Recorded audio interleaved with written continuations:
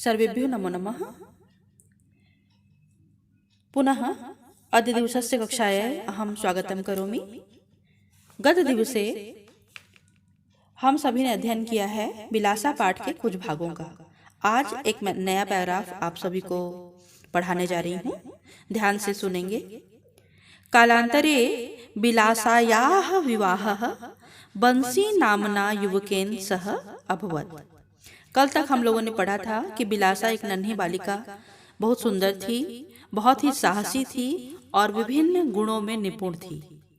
आज के अध्याय में, आज के पैराग्राफ में यह बताया जा रहा है कि विलासा का आगे का जीवन कैसा था। कालांतरे, काल अंतरे, इसका अर्थ होता है समय बीत जाने के बाद, यानी कि कुछ समय के बाद। विलासायाः, विलासा का, विवाहः, विवाह यानी कि शादी, बंसी नामना युवकेन सह अभवत्, बंसी नामक युवक के साथ में हुआ। विलासा प्रतिदिनं 4 तेंदु इति वन्यफलानि संग्रहणार्थं गच्छति स्म। विलासा प्रतिदिवस, प्रतिदिनम माने प्रत्येक दिन 4 तेंदु, जैसा कि वन में रहने वाले, गांव में रहने वाली बच्चियां कार्य करती हैं, उस प्रकार से विलासा भी कार्य किया करती थी। और वो क्या काम करती थी?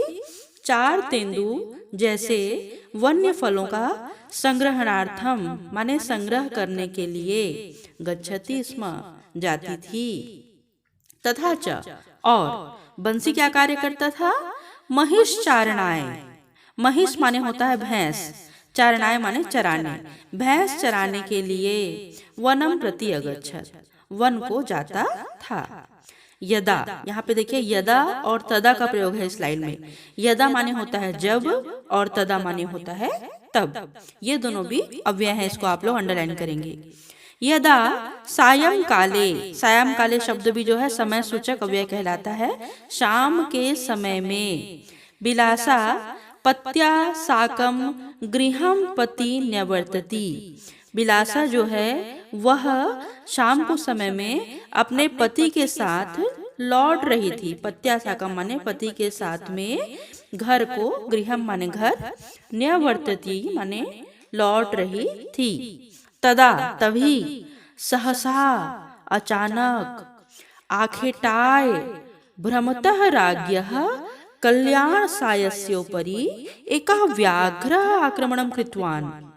तभी अचानक, आखेटाय भ्रमतः, इसका अर्थ क्या होगा?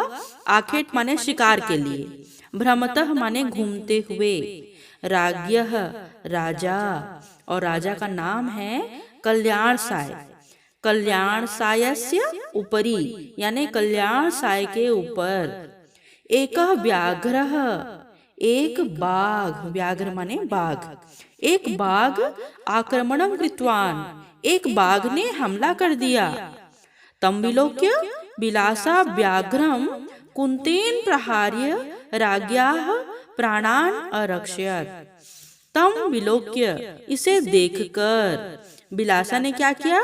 व्याघ्रम, बाघ पर, कुंतेन प्रहार्य, कुंतेन, कुंती शब्द जो कुंत का अर्थ होता है भाला, भाले से प्रहार करके राज्ञः प्राणान अरक्षयत्, राजा के प्राणों की रक्षा की। राज्ञः माने राजा, प्राणान माने प्राणों की, और अरक्षयत् माने रक्षा की। देखो कितनी बहादुर थी वह विलासा जो है, इतनी साहसी कि वो राजा के प्राण बचा दी। अनया, और अनया माने क्या होता है कि इससे प्रभावित होकर, इससे ही कल्याण सायः, कल्याण साय ने विलासा प्रभावितो भूत्वा, विलासा के ऊपर में प्रभावित होकर क्या किया? अपरम दिवसम, अपरम माने दूसरे, दिवस माने दिन, अपरम दिवसम दूसरे दिन, अर्पा नद्याः द्वयोः तटे, अर्पा नदी के द्वयोः तटयोः माने होता है दोनों तटों की, जागीर जो संपत्ति थी, जमीन थी, जागीर थी, उसे क्या किया? विलासाय दत्तवान, विलासा को दे दिया।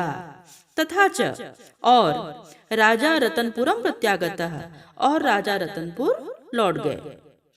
अनंतरम ताम खंगेन अलंकृत्यम महिला सेनापति इति पदे नियोज्यत।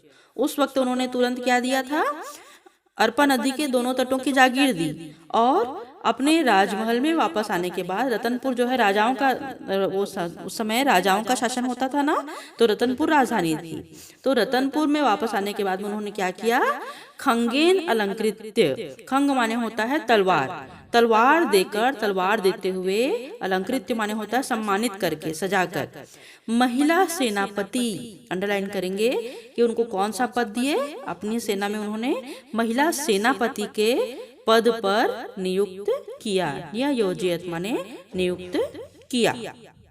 इसमें जो कठिन शब्द आए हैं उसको एक बार पुनः आप सभी ध्यान देंगे। न्यावर्तयति, इसका मतलब होता है लौटती है। आखेटाए, शिकार के लिए। विलोक्य माने देखकर। प्रहार्य माने प्रहार करके, और प्रत्यागतः माने लौट आया। अलंकृत्य शब्द का अर्थ होगा सम्मानित करके। इस पैराग्राफ में जो प्रश्न जानने योग्य हैं, याद करने योग्य हैं, उनको नोट करेंगे। बिलासाया विवाह केन सह अभवत्, यानी कि बिलासा का विवाह किसके साथ में हुआ था। और अगला प्रश्न है, राजा बिलासाम कस्मिन पदे अनियोज्यत, राजा ने बिलासा को किस पद पर नियुक्त किया।